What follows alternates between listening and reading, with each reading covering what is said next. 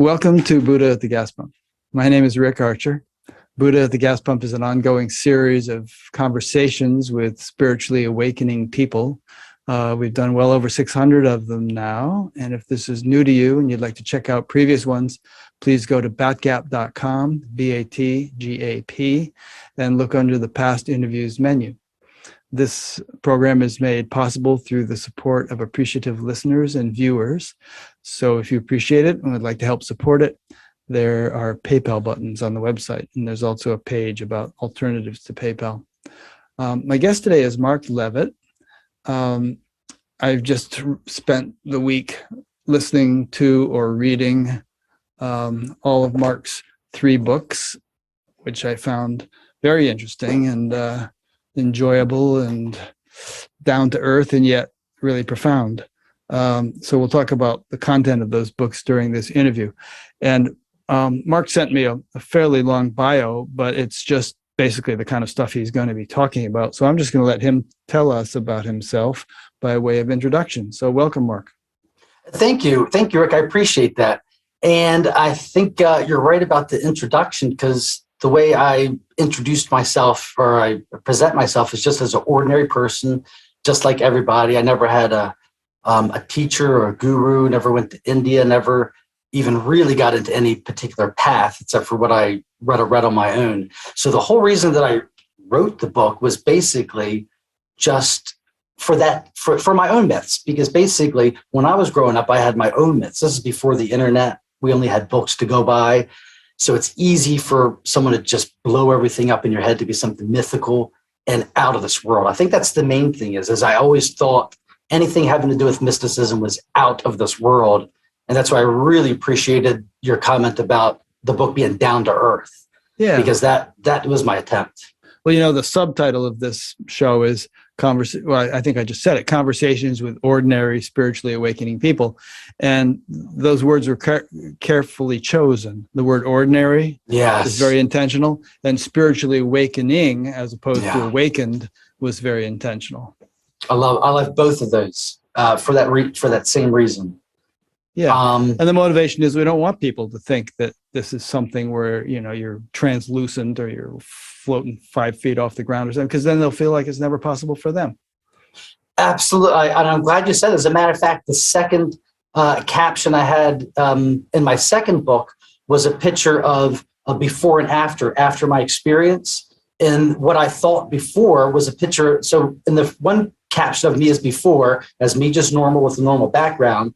And then in the after caption would have been a picture of me glowing with a normal background. That's what I thought after, my experience would be like. And instead, what it looked like was a before picture of me standing there with the normal background. But in the after picture, instead of me glowing, I was blacked out of the picture, and then the world was glowing. So instead, the world was glowing instead of me. So it's really more about a glorification of the world rather than yourself. Huh. But also, I really love how you brought back the ordinariness of it, because that's I think why people get most excited. If you remember in my first book, after I had my biggest awakening, that is the feeling that you get, is that you want to tell everybody that this is it. The thing that you're looking for is this. It's not like you're here and then you're going to be someplace else. And when I say that, I don't mean just about that as far as enlightenment or as far as different realizations, but even as far as death. There's no place to go but this. You're here, whether you're dreaming, whether you're in an astral experience, whether you're having an enlightenment experience, whether you're dead in the bardos, everything that could possibly be is right here, right now. This is it. And when I say this is it, it goes back to what you're talking about, the ordinary reality that we're looking at right now. So I appreciate you saying that. Yeah. And it's kind of a balancing act in a way, because by ordinary, we don't mean blasé or mundane or insipid or anything like that. I mean, as you say, the world can be glowing. It's theoretically possible for the kinds of experiences that Yogananda talked about to happen, and the kinds of things that happened to people he knew. But on the other hand, if we kind of make the whole spiritual thing this otherworldly, super duper razzmatazz kind of a thing that we don't actually see any examples of in real life. It puts it into fantasy land, and it puts it out of reach of the average person. Yeah. Puts it out of reach, Rick. That's absolutely perfect, because I think that the reason everybody's talking about it's ordinary is because it's just your mind. This ordinary mind that we're having this experience with right now, that is the same mind. It's just a matter of whether that mind is moving or whether it's still, whether it's receptive or whether it's, active, but it's the same mind. It's not like you're going to suddenly adopt a different mind or take on a different mind after you die or after enlightenment or anything. It's the same mind, just seen from a different perspective. So I don't think anybody could emphasize the ordinariness of it enough.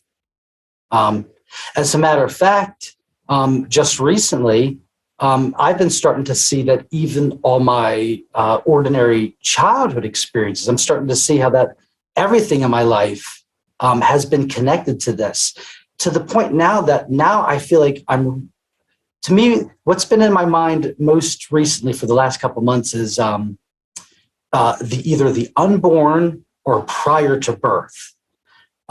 Just the fact that we're sandwiched between our true existence. Our true existence is who we were before we're born and who we're going to be after we die. So for me, it's been recently coming back to something about the pre-birth or the unborn prior to everything that I think that all the masters are trying to point to is something about being prior to. It's not something that is going to be new. You're going to step into something that is prior to even this, something that's already happening to. So it's prior to. And another reason why I like the word prior to is because what it really points you back to is what all this is about for me. It's about encompassing. So when you recognize something or you awaken, it's encompassing. You're now encompassing something more. So I'm starting to notice that everything that we're talking about, the pointing, the exercises, is about just pointing that you are the encompassing. You are the encompassing of everything. And we'll get into that as we talk. But going back to the 2 points on what you just said, so I make sure I understand them.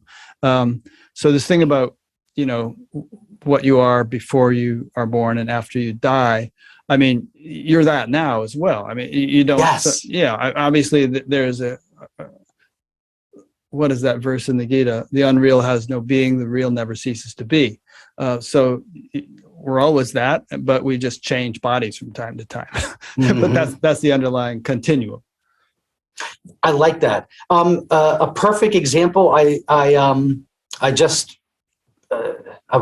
always trying to think of symbols for exactly what you're trying to say, for how something is staying the same while another part of it is changing. And the best example I could come up with is the tree. We already have the example of the tree, where if you look at the tree, the actual source of the tree is hidden. That's not seen. All we see is what's on the seen half of the tree, and that's the changing half. But what's guiding those changes, everything that we see about the tree is really just the fruits, just the effects, just the result of what's really going on, which is the tree, which is the unseen. So basically, and I know the roots do change, so maybe the tree metaphor breaks down at this point, but bringing it back to this metaphor, the underneath of us would be the foundation would be the unchanging, and there's another aspect of us that's changing, but they're both happening simultaneously. Yeah. And that's what I think is the most important part, is that there's not a before and after. They're both happening simultaneously. We're just aware of one right now because of the moving mind. But that's why we meditate. That's why we practice stillness, because when we stillness, that's how we access the aspect that you're talking about, the still part that's always still, the still part that's never moving. And presumably awakened people aren't just aware of one, they're aware, you said encompassing. One way of understanding that is that the range of our experience expands to incorporate both the unmoving and the moving simultaneously, so that we have a larger container, so to speak, in which the full range of creation is yes. And for me, the only way that could take place is for you to take aware of awareness.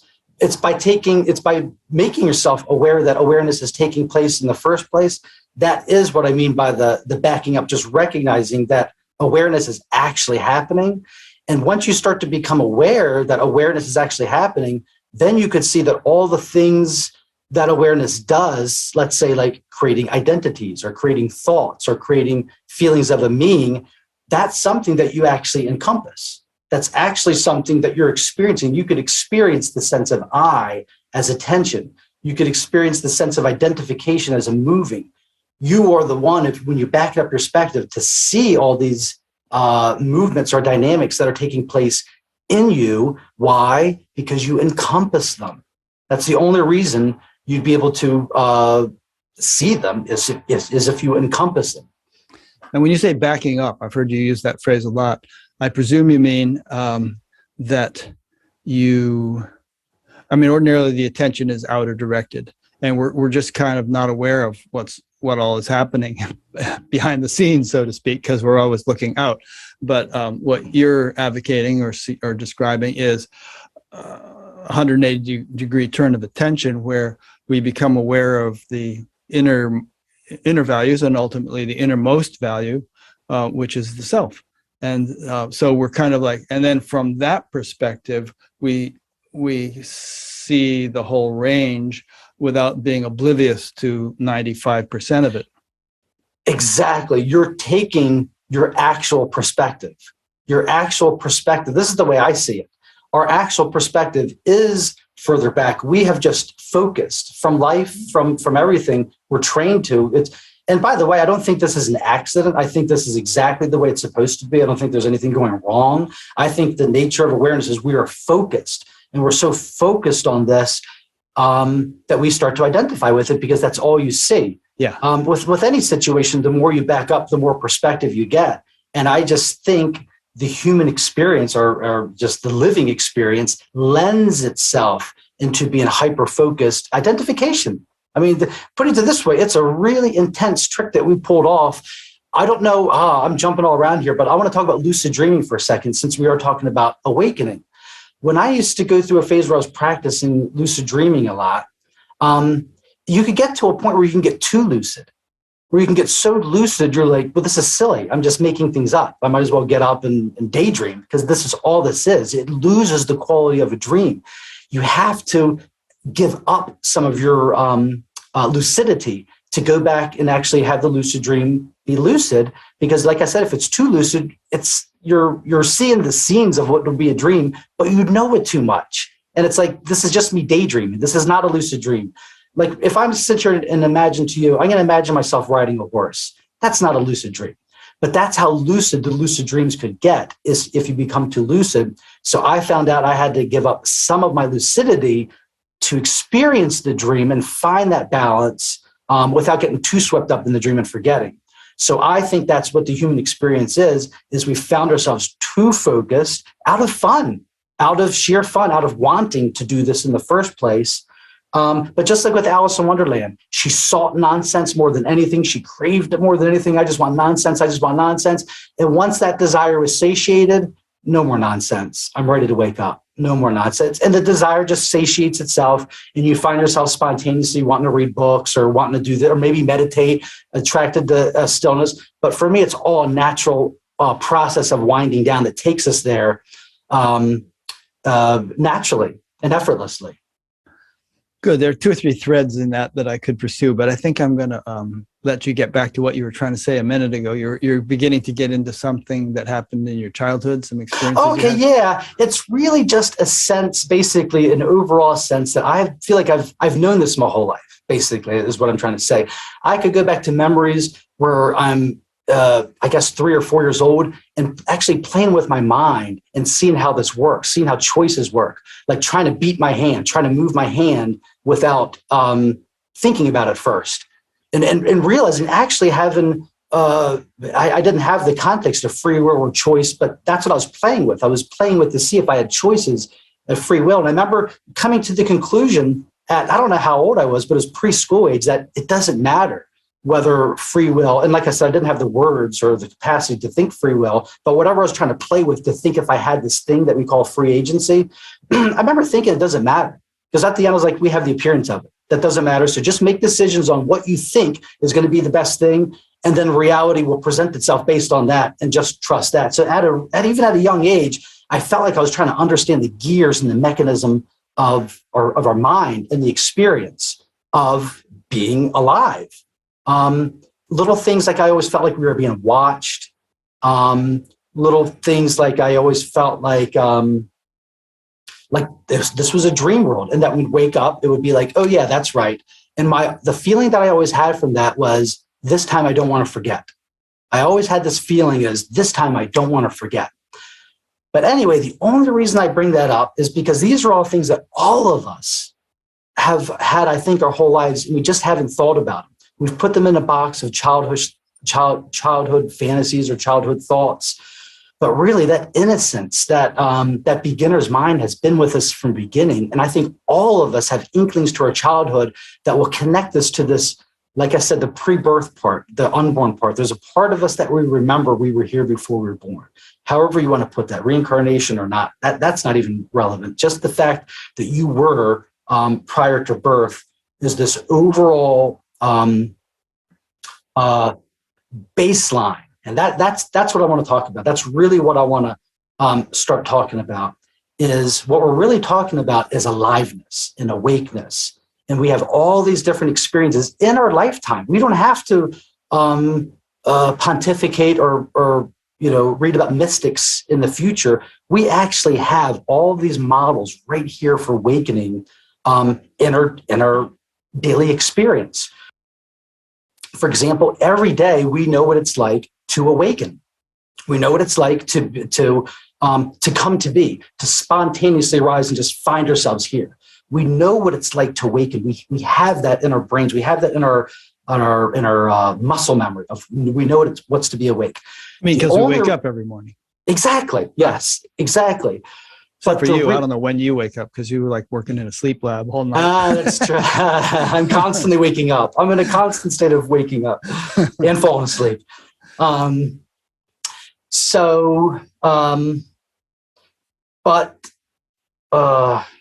lost my train of thought. You're saying we know what it's like to awaken because we have that experience all the time. Thank you, Rick. The main thing is the baseline. The reason that we don't take our dreams seriously, the reason we could so discredit our dreams so easily, to the point that sometimes even if you have a really cool dream, you don't even share it.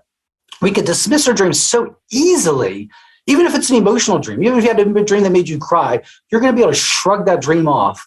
However, with this world, even with the most mundane things, being lost in traffic, being late for work, you could feel like the end of the world is about to come, the seriousness of the world. And why?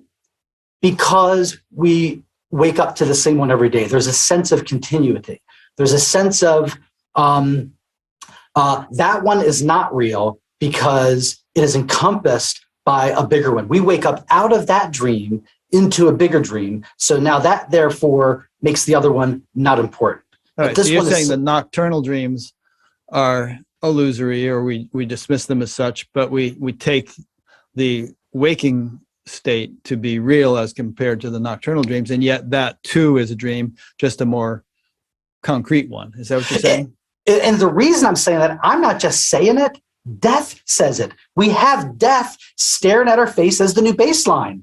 So basically, we know, if you believe in death, if you believe there's a such thing as death, we know that the waking state is not the ultimate baseline, but that is the only reason we give it any more credence than the dreams. We know that dreams are an experience. We know that they're fully experienced. We're dreaming, we're crying, we're having all these emotions. But for some reason, when you wake out of it, it's easy to dismiss the whole thing. Why? Because you woke up out of it. But yet with this world, we know we're going to wake up out of it. We all have dead relatives. We've all been to cemeteries. We know there's death. We know death is a reality. That's the future, which means we're sandwiched between birth and death. We know it ends. So therefore, we know that this world is just like the dream world. So what are we just waiting to wake up and die and say, yes, now I see it all as an illusion? You know it already. We have death in our lives. We have birth in our lives. We have all these experiences in our lives, yet we're somehow to do this cognitive dissonance to where this is the real one. I've woken up several times out of many dreams, but this is the real one. It's a bizarre, to me, it's an unnatural inclination to hold on to. Yeah. Well, I think what makes it seem more real is that it's more concrete, and also that there's intersubjective agreement about it. You could have 50,000 people in a baseball stadium and they're all watching the same baseball game. They're not all having individual things like they might have if they all were dreaming. So it seems more objectively real than nocturnal dreams. Absolutely. So anyway, the only reason I mention that is because these childhood memories, feelings, and intuitions, let's say, they stuck with me so much that when I got out of high school, when I got into college, I should say, the first thing I did was started to study astronomy, because I wanted to know, where are we? What is this place? You're at that age where people are trying to tell you what to do in life. Here's your values, get a job, get married, here's your thing. And I'm just thinking, before we decide on this, what is this? Where are we? And it always kind of, I was like, wait, it's almost like, really, we weren't given any instructions. We're just here and no one knows. Like, there's no historical data for why we're here. I just found it so puzzling. We just found ourselves here and no one seems puzzled about it. I know we have religion and we have things, but that doesn't seem like people puzzled. It seems like they're just reporting, yes, there was a story of the myth and the this, and we're reporting the facts, but there didn't seem to be. And of course, I'm young. I didn't realize there was philosophy and Eastern philosophy. But for me, with limited knowledge I have, I was like, before I decide to live my life, I want to know what this is, what reality is. So I thought, because like everyone else, I believed in the physical world, study astronomy. What is this? If you want to study this, you study this. So I studied astronomy. But I found out astronomy was a physics class. At least my professor was a physics professor. So I barely passed the class. It was not interesting to me, because I was thinking, I guess, philosophy. I want to know what it is, but it was basically a physics class. So that didn't pan out for me. So then I thought, okay, if I can't find out the universe through outer space, what if I look through inner space? And then that's when I got into psychology and started looking into the mind. And then that's when things actually did start to pan. That's when things did start to work, because the first thing I discovered was meditation at the age of 19. And that is, I think, is the bedrock for all of this, Rick. Everything that we're going to talk about, from everything that we've talked about and we will talk about, is always going to be centered around stillness, simple stillness. And that's why I think for everybody, just meditation, just the fact that we have a still aspect of us, going back to what we were talking about before, there is a still aspect of us that always exists, that has always existed and will always exist. And we are that. That's what we're actually processing from or experiencing from, is this unborn awareness. But yet all we see is the reflection of it, is the stuff, it's emanations. Kind of like if you're the sun and you're so far back being the sun, all you see is your emanations. And that's all you see is the sun rays. And so you're thinking that's something different. That's you looking at you. Let me ask a devil's advocate question that wouldn't be my question, but some people might have it. And that is that, some people might say, well, how are you going to understand the universe or what life is all about or anything if you're sitting there with your eyes closed, kind of shutting down your mind, arriving at or trying to arrive at a state of stillness? If you really want to understand, why don't you, read the philosophers, or, study science, or like you were doing, you started studying astronomy, or study physics. Physics talks about really deep, fundamental, aspects of nature's functioning. How are you going to gain worthwhile knowledge with your eyes closed? I would say they're right. Actually, I would say they're right. The next thing I was going to say is that my spiritual practice was a coupling, a walking, a left foot, right foot approach to either being extremely interested into experiences, which all we've talked about so far. I really promote experiences. For me, everything is about actually experiencing something.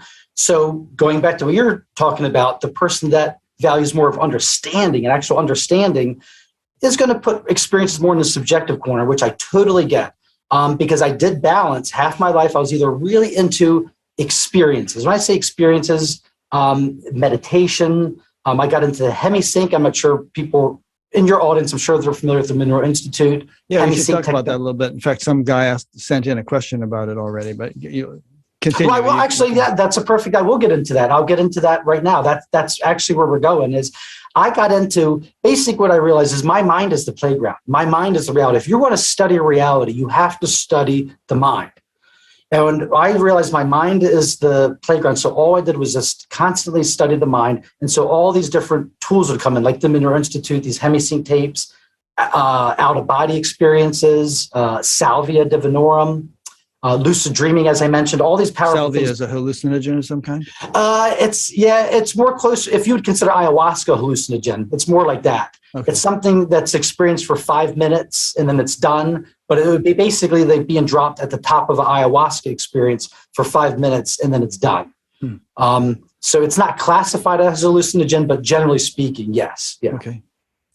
So you were just a secret, and it's cool. I don't want to have you lose your train of thought, but I admire and appreciate the fact that you had such an ardent interest in understanding what's what from an early age, and you stuck with it.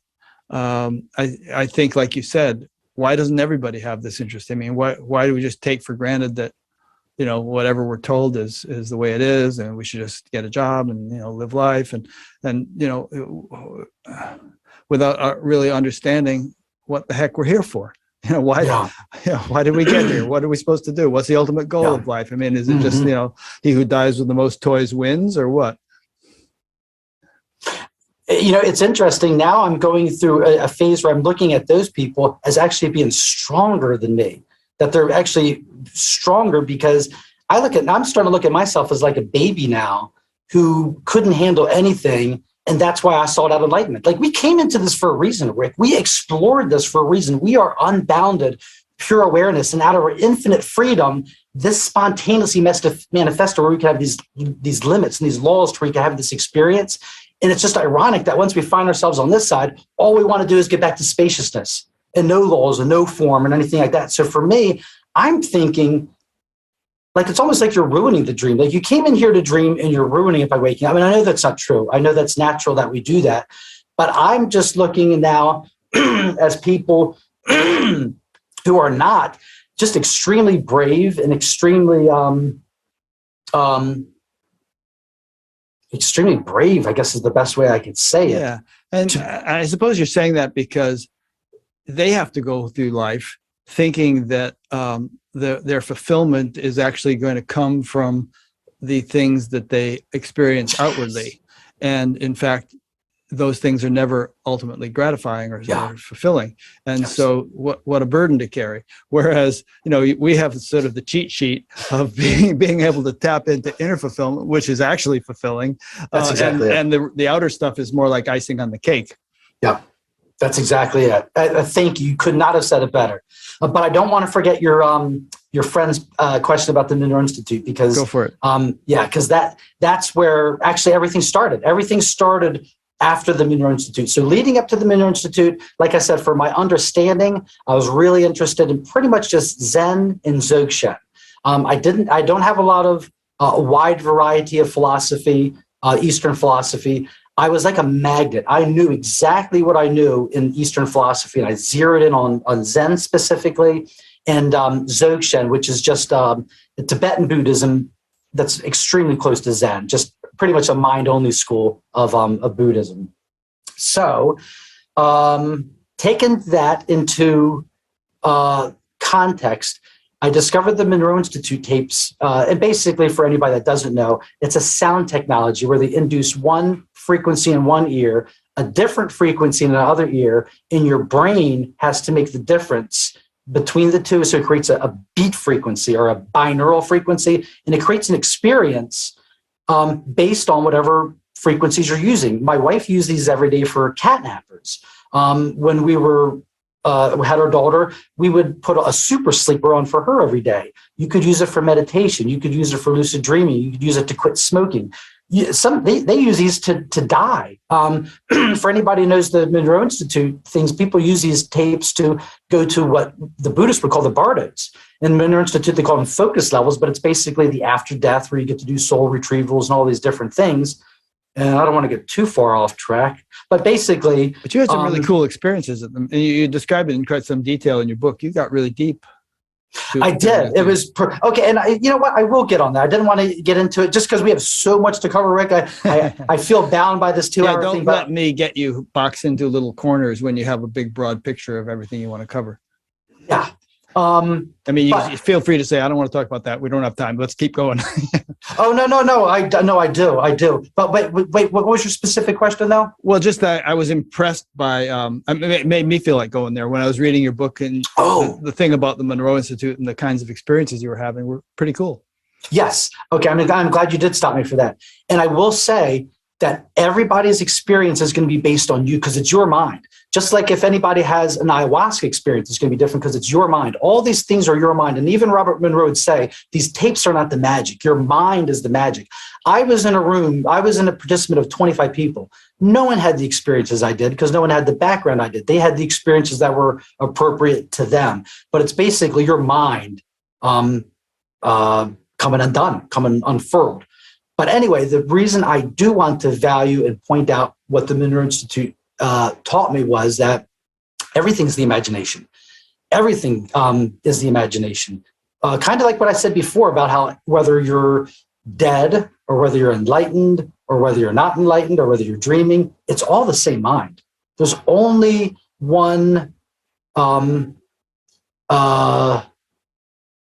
look at it as like an etch-a-sketch. All there is in reality is an etch-a-sketch. And the nature of the etch-a-sketch is to move and to draw itself. And it's constantly drawing itself. It could draw itself as heaven. It could draw itself as earth. It could draw itself as dreaming. But all there is the one spacious space where all happens, whether it's nirvana, whether it's happened, whether it's bardas.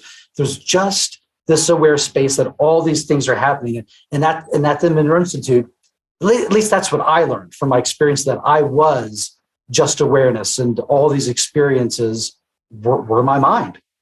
But bringing this back to the book and our talk, this all starts with when I came back from the Monroe Institute. It was a particular program we're learning about guidance, where we're learning to access a higher aspect of yourself. And like I said, everybody is going to see this through their own lens. You've heard the expression, we don't see the world as it is, we see it as we are. I think that goes with everything. Enlightenment. You don't see enlightenment as it is. You see enlightenment as you are. You don't see God as it is. You see God as you are. So what I realized in this experience is that everything that we're experiencing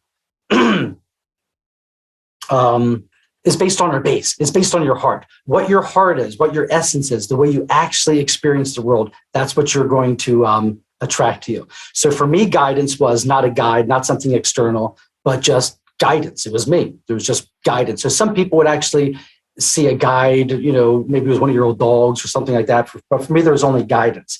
So as I practiced guidance, I noticed that I was having this experience where I was popping back behind me. And I think that's where I got the whole practice I described earlier about the backing up. I kept noticing this unique state was just behind me, as if I was popping up just behind my head, and I was seeing myself from this detached state. So one day, after I came back from the Monroe Institute, I'm playing around with that feeling. I'm just playing around, going back and forth between backing up and noticing. That's the whole thing, Rick, is I really think it's just about noticing you're already back here. You're already back here. As the stillness, we're so close to everything. We feel like we're the moving, but you're actually not. You're actually the stillness experiencing the moving, and you're just so close to it. It's natural. It's inevitable that you take yourself to be the moving. It's just inevitable. But you can have these experiences through stillness that put things into context, that give you a context, a backdrop. So anyway, so the first vision, and basically, before I get into this, the reason I call these visions is because I did have a lot of non-ordinary experiences, but 4 of them stood out because I had nothing in my context for reality to explain these. And what I mean by that, all 4 of these, what I call visions, where I was living my normal life. I'm with my wife, I'm with my daughter, I'm walking to the car, and all of a sudden what I'm looking at is overlaid, or not over, it's overlaid, almost as if it gives way to show that it was an overlay for something underneath. Almost as if, like in the background, I could see the rest of the world, but in the center of my vision, I could see what's underneath of what we're looking at. Almost as if I'm looking at you, and all of a sudden your face would yield to just white light, but I see the surrounding, I see what's really there is just white light. So the first experience I had like that with the vision, as I call it, I got back from the Moon Institute. I'm playing in my kitchen, and I'm just looking at the kitchen absentmindedly. And next thing you know, I'm staring at what was the refrigerator just became an ocean, just an infinite ocean. And I just knew that I was being shown that it was the universe, that this is reality, just an infinite ocean. And then my perspective was taking in, or maybe just the ocean revealed itself to be all drops. So now I'm seeing that same ocean, but drops. And it was going back and forth, the ocean and then the drops. And I just saw instantly that, oh, I get it. We are both things. We are the ocean, and then we're also the drops. And the vision I get from that, because I know that's not anything anybody's never heard, the ocean and the waves, but the specific feeling I got from that is picture the eyeball as an all-seer. So the actual physical eyeball is an all-seer. Now just imagine someone taking a screen, like a lattice screen with squares on it, and they take it over the eyeball and they start squeezing on it. So the eyeballs start pressing out from one of those screens, from all those screens. Now you have infinite eyeballs. So it's the same eyeball, but if you're to squeeze it with that screen or press it through a screen, now you get the same eyeball pushed through and you have 8 eyeballs. So that's what I felt like it was showing me. It's one ocean, but they're particles. And you keep looking back and forth. It's like it's a screen. Like a screen was just pressed. So all there was uniform water. And as if someone took a screen and put it on the water, and now you could see, like I said, if you were to take a screen over an eyeball, I know it's a gross visual, but just take a visual of an eyeball and someone squeezing it to where now the eyeball is protruding in 16 different ways. That's what I felt like I was being shown. It's the same thing, different perspectives. So are you trying to say that what you were seeing was that everything is oneness, but then the sort of individuation percolates up out of the oneness? Is that what you're trying to say, or am I missing it? No, you are. You got it. And it's natural and it's spontaneous. And it can't be no other way, Rick. So you're kind of seeing the one and the many simultaneously. Yes. Or oscillating back and forth between the one. And they're the same thing. They're the same thing. They're identically the same thing. And its nature is to do that. The ocean cannot be a wave. There's no such. If everyone's thinking they're going to get to a point where there's just an ocean and that's it, the ocean is going to be a wave. And going back to what you're saying, the ocean is so deep, there's a part of it that's always still. Even though part of it's waving, there's a part of the ocean that's always still, but there's a part of it that's also waving. That's the analogy that I think that you were talking about earlier. Sure. And it's right here. I mean, it's not like if we look at something such as, I don't know, this book, and then even what physics tells us about this book, when we go down to the molecular and the atomic and the subatomic, and basically this book is empty space, but on some level, that's what it is, if we could see it microscopically enough. But on this level, on the level of human experience, it's solid. It doesn't appear to be empty. And both realities have their credence, both are relevant and legitimate, and not you can't say, well, it's only empty space. There is no book. You could say that, and there are scriptures which do say that, but in the same breath, you have to say, yeah, but. Yes. and I don't want to, I want to get to that. As a matter of fact, I will kind of skip ahead for a second. I was thinking about that because, like I said, now I'm listening to these teachings all day long. And I noticed, depending upon whether you're listening to Hinduism or Buddhism, between the two, you're either going to hear that everything is either empty or everything is all awareness. The reason I love Dzogchen so much is because they'll never, ever say the word emptiness without the word clarity. It's always the inseparability of emptiness and clarity. And clarity means what in that context? Clarity it's just another, they don't want to quite yet say awareness yet, because to say awareness is a little bit too much, because when we talk about awareness, it's almost like we want to jump to consciousness, being aware of. So I noticed when they're really describing the very subtlest essence of reality, when we're looking for our most basic experience, you don't even want to say aware yet. You want to go just a little bit more subtle than aware, and you want to use words like cognizant or lucent or wakefulness or something. And so the most general word that they use in Dzogchen is just clarity. It's the inseparability of the clarity in space that gives rise to what we call, awareness. But clarity could also be the awareness aspect of it. Like I said, there's so many different religions and backgrounds that, as you know, we can't cling to any of these words because they're based on the cultures that they came from. Vedanta has a handy term in this context, which is Vyavaharika Satyam, which means transactional reality. And basically, and sometimes also called Mithya. And they use analogies like, you come into a room full of pots and they're basically made of clay. You could say, and you wouldn't be wrong, that there's nothing in this room but clay, but it wouldn't be the full truth, because obviously there are pots and they can be used, as for holding beans or water or whatever. It's clay as pots. Yeah. That's the whole thing. We're going to keep coming back to that. But it's not just clay. It's clay as pots. It's clay as pots. You can't have just clay. There can be a big pile of clay. So a good picture of this would be a big pile of clay, and out of that big pile of clay is coming a perfectly formed pot, but it's still connected to that clay. So that would be a good symbol of what we're talking about. There's just clay, but this is clay as a pot. It could be clay as a spoon. So that would be a good analogy, just to show clay and then show clay forming itself. That's its natural process, is to form itself. So I want to get back actually now. Go ahead. I'm sorry. Well, yeah, just like you take your daughter, for instance. I mean, you could have jars on a table that contain all the chemicals that make up your daughter. But you wouldn't just say, well, that's my daughter, because obviously the arrangement of those chemicals imbued with life is something very different than just its component parts. So you just have to sort of keep playing this dance where you respect all levels of reality. Yes, that's exactly all of it. You just said it, Rick. All of it, everything. And that's the other thing too. I'm just going to briefly say, when people want to dismiss this world as a dream or an illusion, what else do you got? This is it. This is what the imagination does. All there is imagination. If you're expecting to go to a rock solid reality where there's God and the Buddha and they're sitting there, it's like, nope, the dream's done. This is real rock solid. No, all we have is imagination. So if you want to degrade the world by calling it an illusion, then you just don't understand what illusion is, because imagination is all we have.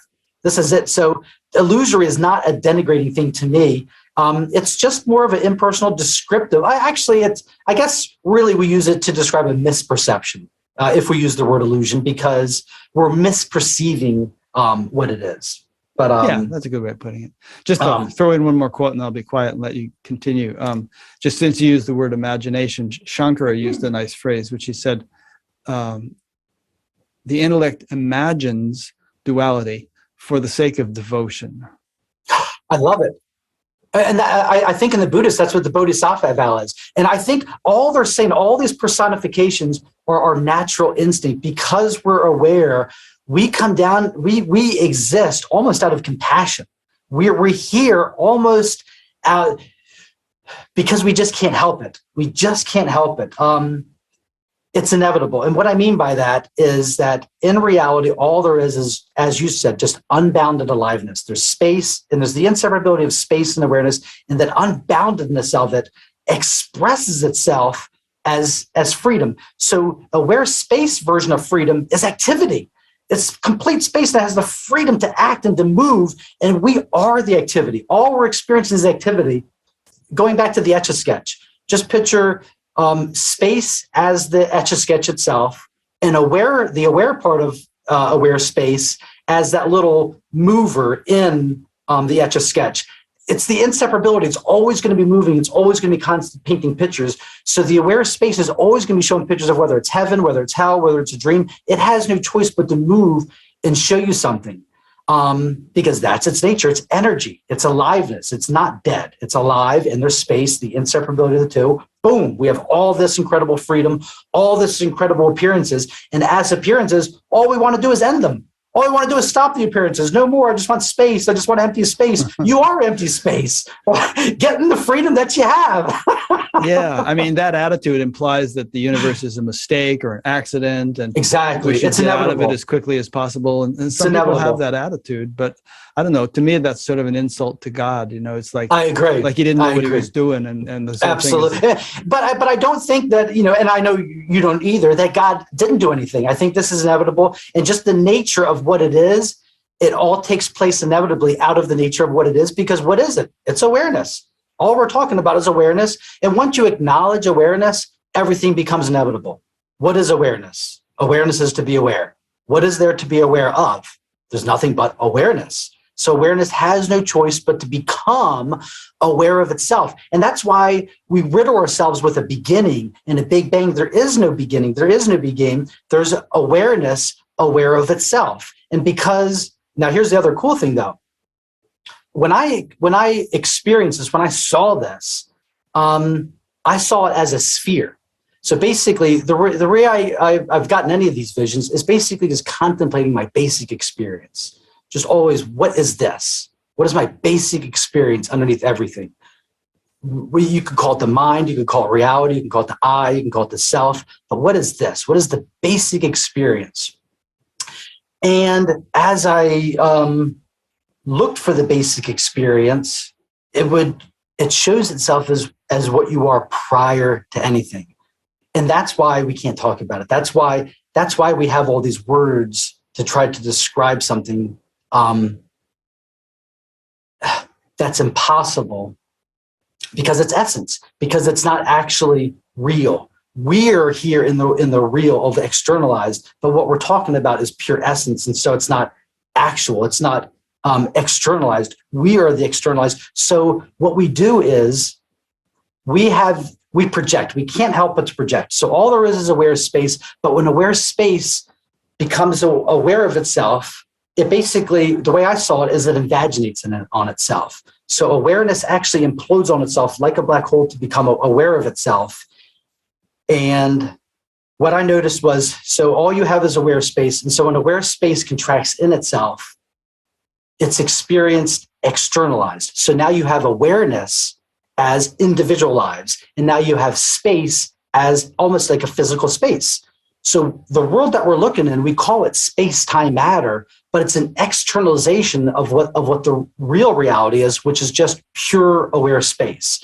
So as that is, like I said, invaginated inward. So the universe, so when I saw this expanding, so basically all there is awareness and space, and the inseparability of them makes it expand, but we think of expansion as going outwards. And what I saw was it's actually expanding inwards. It's expanding inwards. And so your experience is kind of like a black hole where everything that you're seeing is you bent over, looking at you as something else.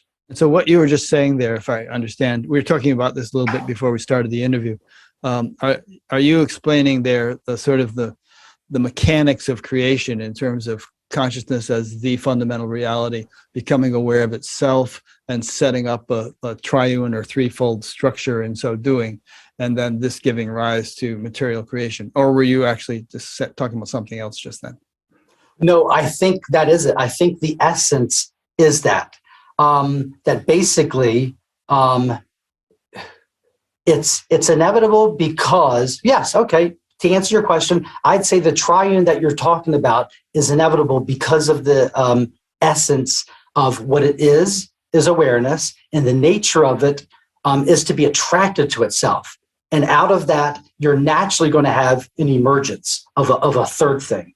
The best way to show this is on the cover of my third book, is if you take the one. So let's say, yeah, thank you. I appreciate that, Rick.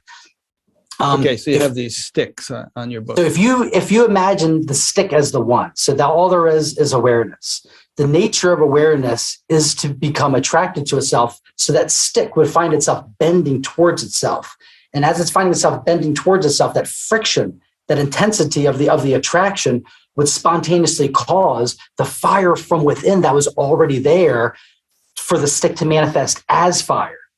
And the reason I think that's important is because it shows the fire was already there. And when the fire emerges, it actually eclipses the stick and the rubbing. You don't see the stick and you don't see the rubbing. We don't see awareness and we don't see space. All we see is the result of the inseparability of aware space, which is these colors, which is this myriad of forms. And what do we call this myriad of forms? We call it space-time matter. That's what we call it. We think we're living in space, but it's an externalization of the actual space, of the great space that everything exists in. It's a physical space that's a reflection of the actual space and what exists in the space. Life matters. All it is just organic matters, because what is that? That's a reflection of what it actually is, which is pure awareness. So you have pure aware space externalized, and it appears as you have a physical space and physical life beings separated and interacting with each other, when that's actually what it is, but a reflection of the reality of what it truly is, which is just pure aware space turned on itself, experiencing itself as physical space and physical matter. Another one I'll give the perfect example for the triune that I really rely on is the classic prism. When you have the light shining through the actual prism, and on the other side it comes out white light. It's the same thing on both sides. Whether you have white light or whether you have the color still is the white light. It never stopped being white light. The essence of the rainbow is white light. It just appears as color. So you're not going to change the rainbow into a white light. You're just going to perceive the rainbow to be different, to perceive it as it is, which is actually white light. So there's not two different things. We don't have a rainbow and a white light. There is just white light. But when that white light is bent, it appears as a rainbow. But as we know, that's what I'm saying, we have these experiences. We have these things to rely on, how we know how something could appear to be something, but we know it's not that. We have this in our muscle memory. So what you're saying here, just to help people understand, is you're trying to, everybody who's listening to this interview has heard statements like it's all consciousness, or it's all Brahman, or it's all being, and so on. It just appears as physicality. Everyone's heard people or books say that kind of thing. What you're trying to describe are the mechanics through which this appearance arises, and those mechanics being what we might call the self-interacting dynamics of consciousness. So there's this fundamental field of consciousness. Its nature is to be conscious. There's nothing for it to be conscious of at that level other than itself, so it becomes conscious of itself. And in doing that, it sets up this threefold structure of observer, observed, and process of observation, or knower, known, and process of knowing. And that threefold structure gives rise to the whole appearance of physicality, materiality, the physical universe. That's what you're attempting to explain here, right? Yes. And a further point, that the world that is created out of it. So let's take the example of the rainbow. The rainbow, which is, let's say, the child. So let's say the parents are the white light and the bending. Those are the parents. The emergence from the attraction of the white light to the bending, the inseparability, that's the whole thing too, is I don't use the word union or anything like that. Everything is inseparable from the very beginning. So the inseparability of the light and the bending spontaneously and necessarily manifest as a rainbow. And once you see the rainbow, you don't see the parents anymore. You don't see the white light and you don't see the bending. All you see is rainbow. And that's the situation we're in now, where the more famous metaphor for that is the ocean and the waves. The ocean is what everyone's trying to achieve. That's the oneness. That's the placid, perfect ocean. But all we see is the waves. We can't see the oneness. All we see is waves, waves, waves, waves, waves. But yeah, they're the same thing. Yeah, and then there's the old movie screen analogy too. You go to the movies, you don't go to see the screen, you go see the movies. I like that. But you wouldn't be seeing the movies if that screen weren't underlying the space, exactly. Right. And that's all there is, just the space and awareness, and everything that we're experiencing is just the interaction of the space and awareness showing us what we're experiencing now, which, like you said, is the experience of being. Is the experience of being a perceiver of a something that is the result of this dynamic. It's not a mistake. It's actually the result of it. Now, in a way, you go to see the movie, but you don't really want to be in the middle of a war, or a car crash, or have robbers chasing you, or anything like the kinds of things that are in movies. You go knowing that it's safe to be there because, it's really only a movie. And we were talking about that before, how you were saying, in a way, people who don't get that it's just a movie and that there's an underlying screen are the brave ones, because they really think that they're in the middle of a war. Exactly. They don't realize that it's just a movie. You can pull your safety chute anytime you want. Just remember. Yeah, you can which is cheating. Like, what's the fun? It gets too scary. So that's the advantage, I think, of spiritual awakening is that it enables, one of the many advantages is that it enables us to have much greater equanimity in dealing with the vicissitudes of life. Yeah, I think equanimity absolutely is perfect, just because, going back to the rainbow analogy, you do see, even though that we have all these varieties between red, orange, and yellow, they are equal. They're all white light. The orange is white light. The pink is white light. The blue is white light. That's their equalness. There's diversity, but they're equal in their essence and what they actually are, not their appearance. Good. Now, a few minutes ago, you were about to tell us you had 4 different experiences that happened after the Monroe Institute. And I don't know how many of those we actually got in. Did you want to loop back to some of that? Thank you. I was just about to go there. So the first one was just the simple vision of me coming back from the Monroe Institute and being shown the contrast of the water, the ocean, and then the particles. Just the ocean and the particles, the one and the many. After that, the second experience happened a few months later, and this was the first really jarring one.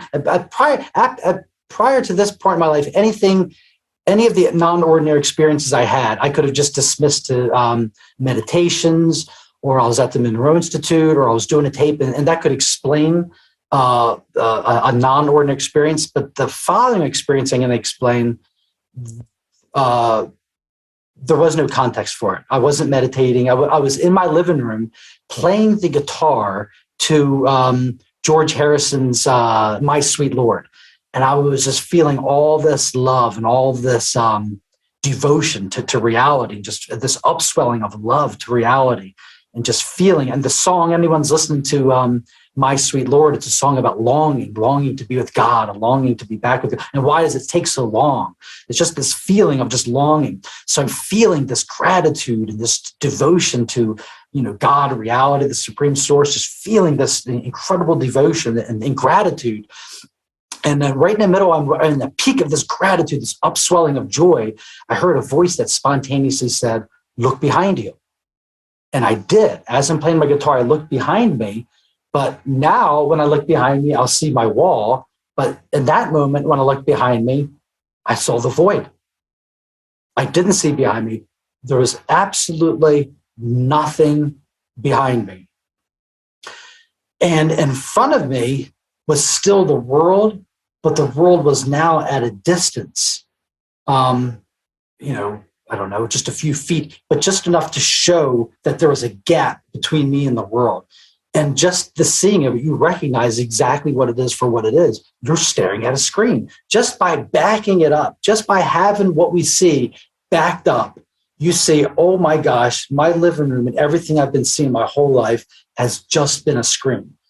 And I just kept going back and forth between looking at that, gawking at my world, that the whole world I put treasure in. My wife's upstairs with my baby. That's on the screen. It's all on a screen in front of me. So I'm going back and forth. I'm looking at that and then looking behind me, and just void. There's just absolutely nothing behind me. And so I go back and forth between writing all this down. I'm writing all this down. I'm looking in front of me, and I can't stop the void behind me.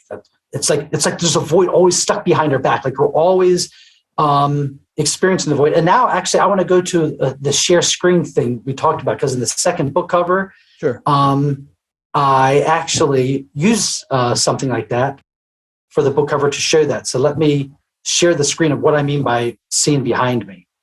So this is what the experience would be like. Everything that we see in the world, it seems like we're in it. But in reality, what I saw is our faces are smushed up to a screen, and there's nothing behind us. Our faces are smushed up so close to a screen that we feel like we're inside the world. We feel like we're one of those people when we're inside the world, but we're not. We're perfectly still. We've always been perfectly still. Like we're in a virtual reality, just always still and just watching the world. And as you described, watching different worlds come and go. Like the TV screen.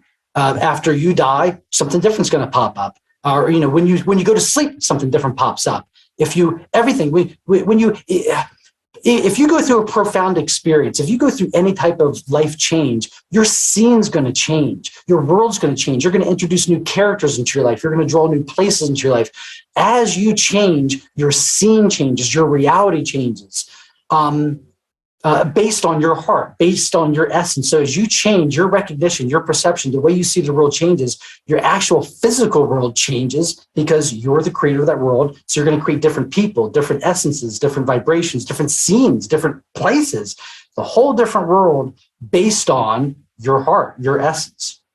So that book cover you just showed, and the point you just made, are you saying essentially that whereas most people experience, they think of themselves as this body. I am this body, and I am in the world. I'm moving around. I'm going here. I'm going there. I'm doing this. I'm doing that. Whereas you're saying that once you sort of step back far enough and know yourself to be the vastness or the void or whatever word we want to use, then the orientation flips such that you realize that this body and this world and everything that exists is within me. Yes. I'm not within it. It's within me. Yes. Is that what you're getting at? Absolutely. 100%. But the thing about it, Rick, though, was the realness of it. I mean, really, Yeah, I mean, it was not a concept. Yeah, it was, I felt I couldn't tell anybody. I couldn't tell anybody about it. It was literally like seeing a UFO because when I go tell you, let's say I tell you I saw a UFO, I'm now actually intruding upon your reality. Because I don't know how you philosophically feel about UFOs. No, I'd love to hear one. If you've seen one, I want to know. Yeah, well, exactly. But it's a heavy thing to put on somebody. I didn't tell anybody. Say, by the way, none of this is real. We're all smushed up against a screen, experiencing reality, and we're on a virtual reality. We're all inside of a virtual reality, and none of this is real. I didn't have the inclination to share that at all. Yeah. I didn't have the slightest inclination to share that at all. You should have been playing Strawberry Fields Forever instead of My Sweet Lord, you know?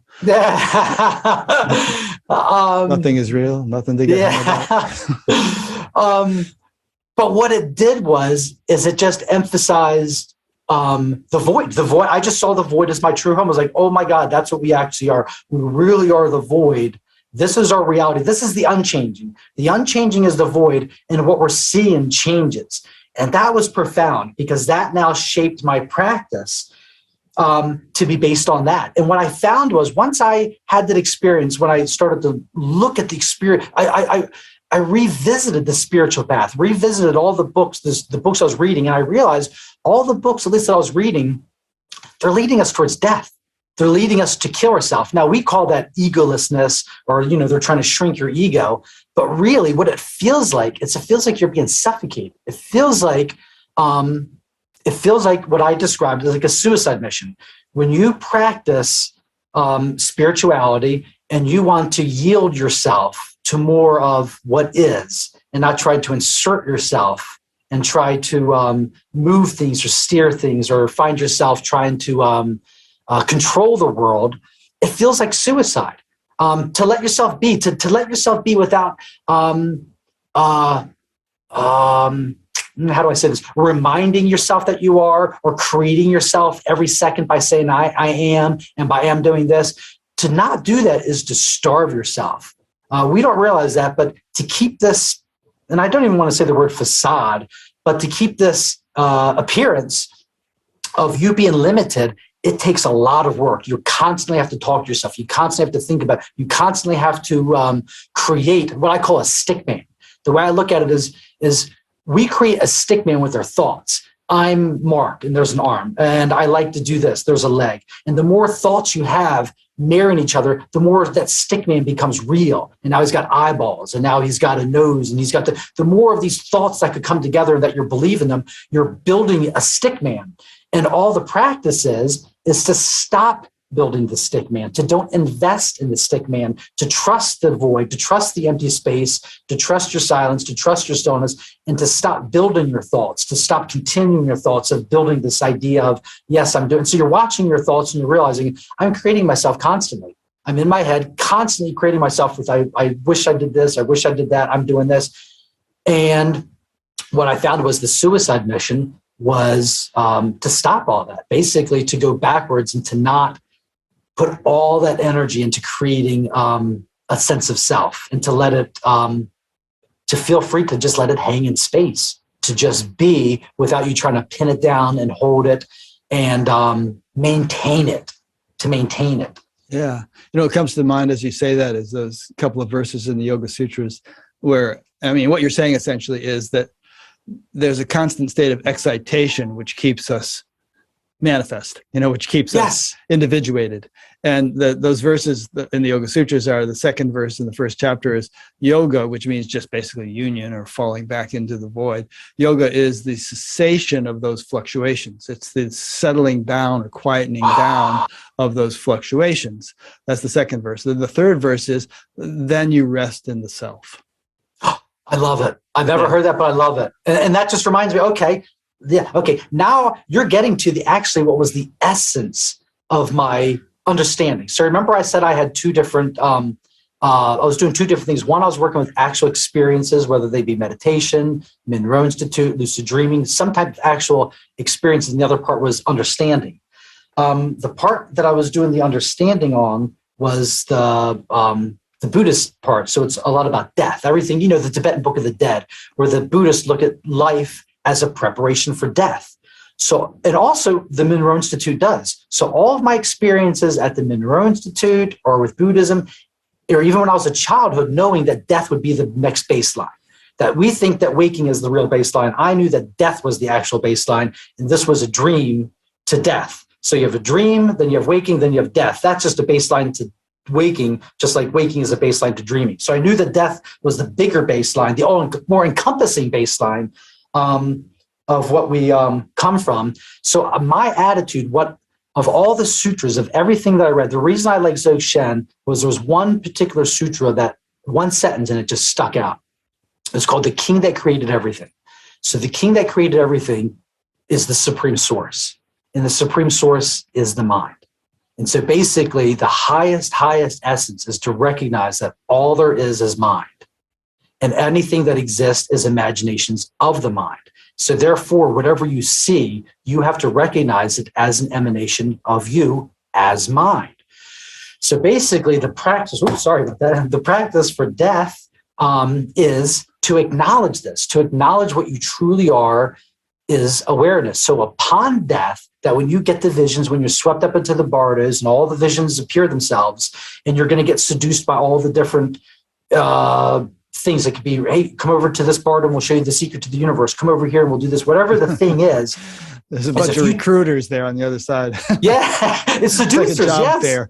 Yes, exactly. So, but it's your mind. But it's your mind coming undone, Rick. It's your mind coming undone. All your fantasies. Hey, we can finally have it. We can know the secret to the universe. We can have, all of your pleasurable desires. Whatever. It's your mind coming undone, and your mind knows you more than anything. And you're going to get seduced by all these things. And what you have to do, the practice is to remain aware of your true self as just awareness. So every single vision that appears before you, you'll recognize it as an emanation of yourself. You're not going to believe it as an external reality. You're going to recognize it as an emanation of yourself, that no matter what appears before you, the greatest joys, the greatest heavens, you have to recognize that as it's mind. All there is mind, and this is an emanation of mind, and I'm not going to believe it. That's the whole thing, is you can't get into the thing where I believe this, and now that becomes the reality. That's how the bardas turn into the next life. Whatever you believe, there you are. So you're saying that if you're so well established that you don't believe it when you die,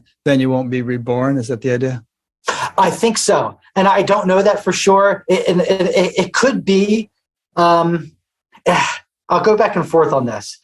For one part, overall, I think there's inevitability of this. I don't think there's never an end. So there's always going to be existence. So on that level, it doesn't make any sense for this to be an end. But I think there's the appearance of that. And what I mean by that is, let's just take even the concept of enlightenment. We could look at enlightenment as simply just waking up and knowing who you truly are, waking up as your true self. Or you could look at enlightenment as the highest enlightenment, like in Dzogchen, they look at it as totally waking up. So anybody that's on earth talking, me, you, Ramana Maharshi, anybody, they're on earth, they're talking. So the best that you could say is that they're lucid dreamers. They're dreaming and they know that they're dreaming and they're the dream. Waking up, wake up, wake up, wake up, wake up. That looks like their rainbow body. That looks like poof, nothing. It just, I don't know if anybody knows what the rainbow body is, but in Dzogchen, the highest awakening would be where your body actually disappears. Your body actually transforms into a rainbow. That is, so if we hold that as the truest waking up, then we'll know that every other waking up is put into that context, that there's always more to wake up into. There's always more. There's always waking up. So basically, that's why I said we need to look at enlightenment or awakening more of like lucid dreamers. We know that we're dreaming. We know this is a dream, but yet we're in the dream. You're continuing to be dreaming. I think that there is, and like I said, the rainbow masters are an example of someone that wakes up to the point, boom, no more dream, body done. But just to put that in the context, Rick, that's not what I'm looking for. I'm not interested in that. I have no interest in the rainbow body. I'm more interested in the bodhisattva vow. I'm more interested in being of service to people. So that's why I hesitate to say that I think it's possible to wake up and boom, everything be done, final enlightenment. Even though we have the rainbow body, that could still just be another thing to where boom, it's a whole other level we can't conceive of. So that's why I'm saying I got two things in my mind that I'm trying to balance. One is that there is like awakening where boom, your body even blasts off and disintegrates. And also the fact that it doesn't ever end. So I'm trying to hold those two things together. Yeah, I'm kind of on the same track as you. And my attitude is, let thy will be done. You know? Yes. I mean, I feel there's some higher intelligence orchestrating things. And when I die, or even while I'm alive, it's like a guiding light. But when I die, it's like, all right, use me. What do you want me to do? So I stay here? Should I go to this locus? Yes. Should I go back to Earth? Whatever you say, Exactly. That's my attitude. Mine However, I too. can be of value. That's the Bodhisattva vow. And by the way, I think we make up all these things. I think the Bodhisattva vow, I think all these things are made up. I think they're intrinsic in the nature of the original dynamic that we described, that all there is awareness, and the nature of awareness is to become aware. And that's why we have the Bodhisattva vow. The Bodhisattva vow, I experienced it myself. When I started, like I said, I barely read any Buddhist books. I was only attracted to the highest of teachings. Like I had a magnet. I would not read anything that was like the highest of all the teachings. And I forgot what I was saying. What was I just saying? Rick? Bodhisattva vow. Oh, the Bodhisattva vow. Thank you. Yes. Yeah. So what I found, okay, so after you do this, it becomes, and this is why, by the way, I think the Mahayana path and the Dzogchen path came to beginning, because the Buddha taught enlightenment. And so we practice enlightenment. We do it for ourselves. Let's just say we're suffering. We just want to get out of it. We do it for ourselves. But somewhere in nature, we realize it's not for yourself. It's for everyone, because you are everyone. There's not you. You're not separate from the world. There's no such thing as enlightened you and the rest of the world that's unawakened. And so after a bit of time, if you do experience an awakening, it'll become like, let's say, constipation, where all that bliss and all that bliss stops at you, and it becomes like a constipation, and people can experience it energetically as all these, different phenomena. But basically, this energy wants to go through you. It wants to come past you. So even if you do get into enlightenment for selfish reasons, it's about my pain, it's my suffering, something does bring you back, and it comes in the form of the sharing. It comes in the form of sharing. At first, okay, and I'll give an example. When I first had my experience, I was like, I'm done. Enlightenment for me was being on vacation. I'm done, world. Screw you. I'm out of here. I don't have to think anymore. I don't have to seek anymore. I'm done. You could have the world. But life brings you back. Life teaches you. It's constantly teaching you. And what you have to realize is you can't be constipated. You can't be stuck. You can't stop this. This energy needs to move through you.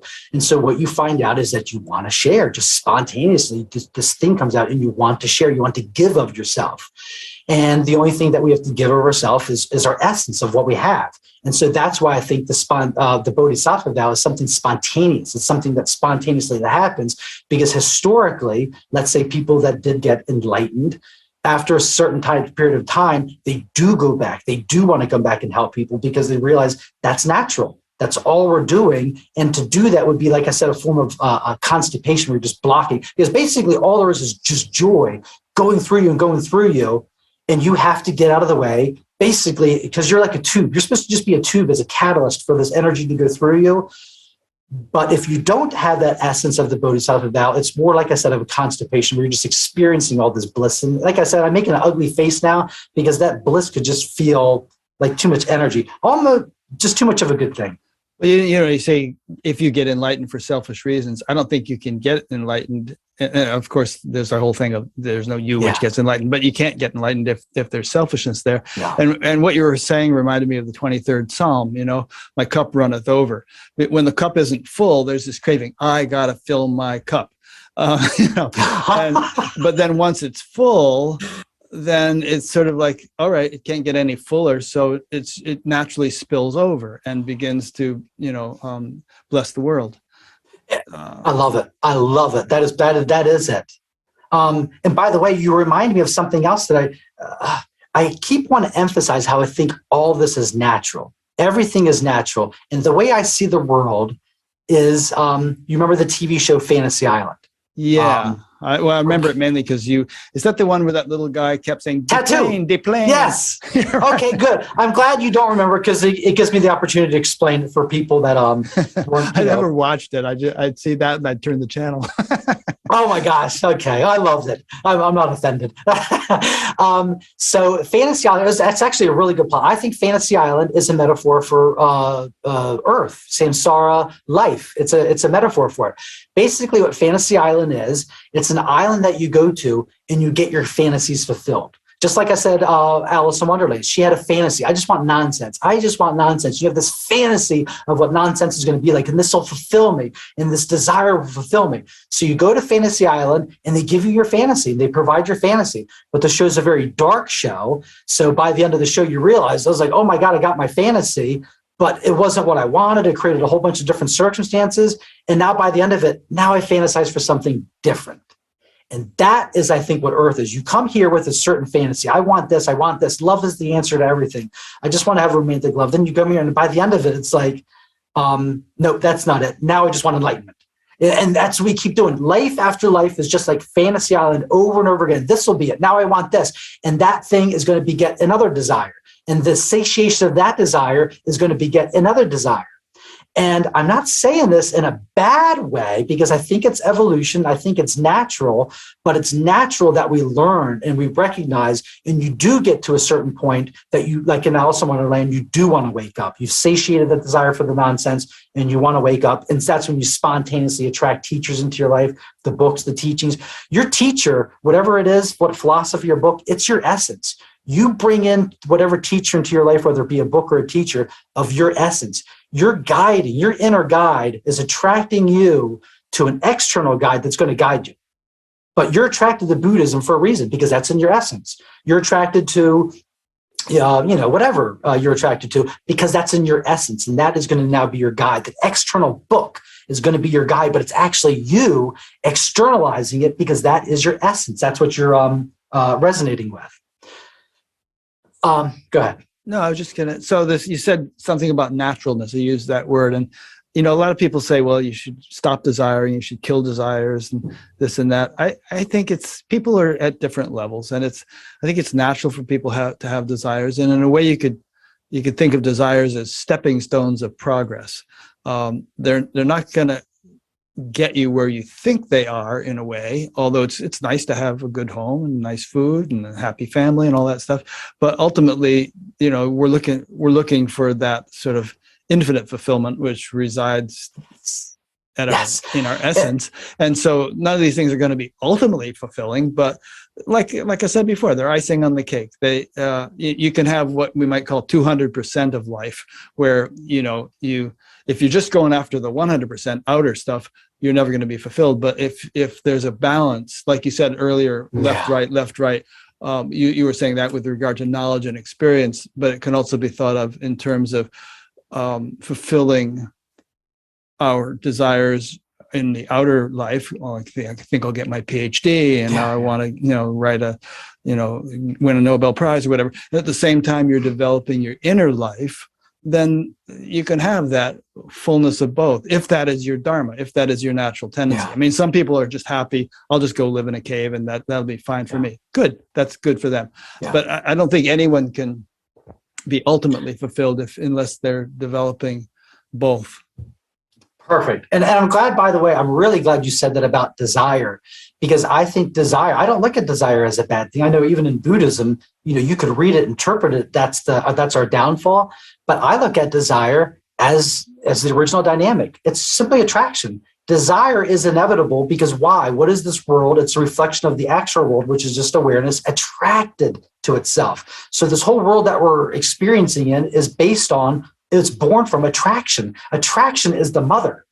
The father was space. The mother was attraction. So in this world, attraction is going to be what drives everything. So desire, I don't look at desire as a bad thing. I think our desires naturally lead us to what we call awakening. And why? Because our desires become more and more refined as we play Fantasy Island. As we go on Fantasy Island, they get more and more refined to where we desire more and more, and we're getting closer and closer to the essence until we experience, now a different metaphor I'll use is called war games. And the reason, now I'm going to go really extreme.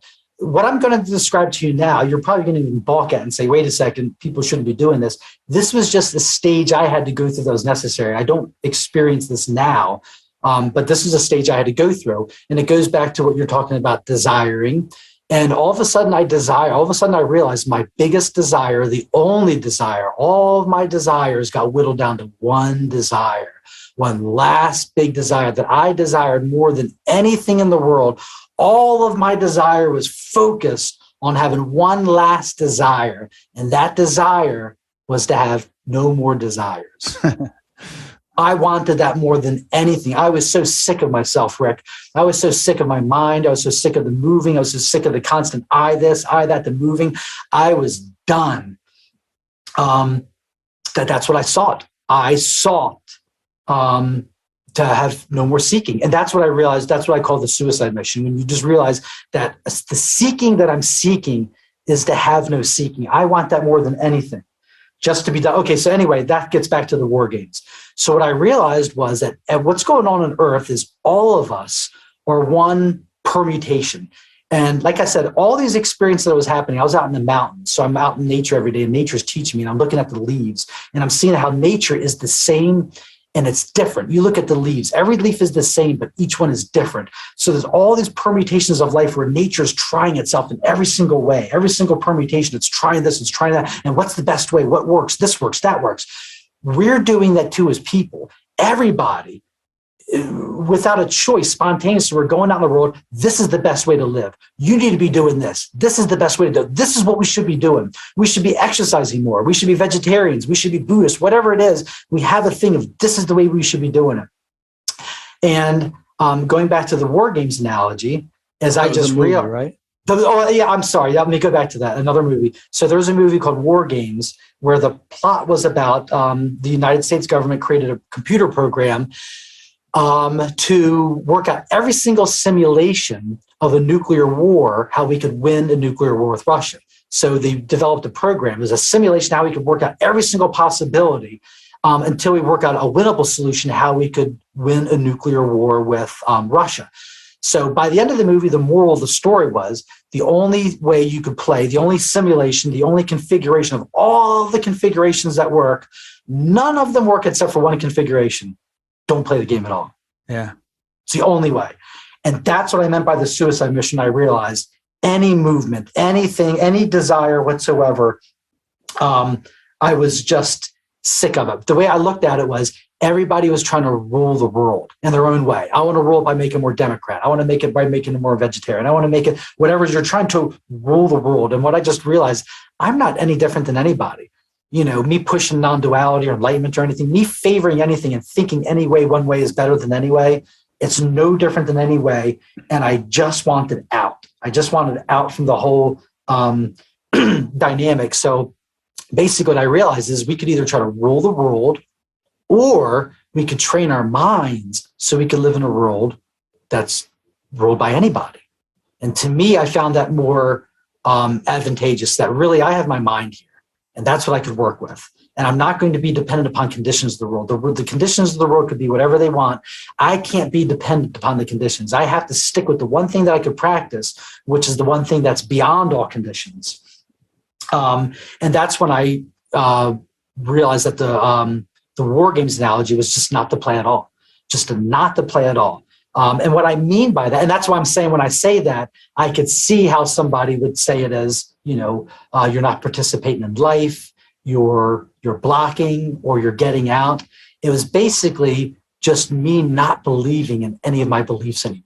I would acknowledge the beliefs that they would come up, but I just wouldn't believe the beliefs. They could spontaneously appear, but I wouldn't believe them. I would just recognize them for what they were: spontaneous occurrences, spontaneous beliefs that are happening, and I wouldn't believe the beliefs. I would acknowledge the belief. I would acknowledge the identification or belief, but I wouldn't actually believe the belief.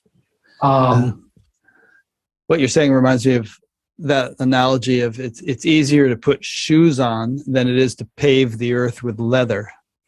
I love it. Yes, I've heard that a different way. You put on slippers. It's easier to put on slippers than to carpet the road. Absolutely. And that's the whole thing, is that's what we find ourselves doing, is trying to adjust the world to accommodate us. Yeah. But what you say about not believing beliefs, and also about desires. I mean, I don't know if anybody is ultimately free of desire, but maybe it depends on how we define desire. I don't think, you're right. I don't think Ramana Maharshi, I mean, if he got really, really cold, he would desire a blanket, or if he got hungry, he would desire food, or if he got tired, he would desire sleep. I mean, and it might not be the sort of gripping obsession type of desire that some people have, but it would still be an impulse that motivates your behavior, I should think. Absolutely. Yeah, and exactly. And so you're drawing the distinction, like what I said. Desire is always going to be there because, like I said, it's a reflection of the natural, the original dynamic, which is attraction. Yeah. Everything that we're looking at is a result of attraction. So attraction is always going to be there. There's always going to be the desire. What we call desire, in a more way that we'd say we want to overcome, would be more like a craving, more of a sense of a dissatisfaction, of it's a more, and I guess it comes back to more of a belief. You could have all these, that's what I mean about not believing your beliefs. I know I need all these things. I know I have all these things, but I just don't believe them. They're just happening. I think it also depends on how much inner fulfillment there is. If there's a lot of inner fulfillment, then your whole existence doesn't hinge upon the attainment of this or that particular desire. It's like, I've used this analogy many times. Let's say someone's really poor. He has $10 to his name. Someone gives him $5 and it's like, oh my God, this is incredible, $5. Or he loses $5. Oh, I just lost half my fortune.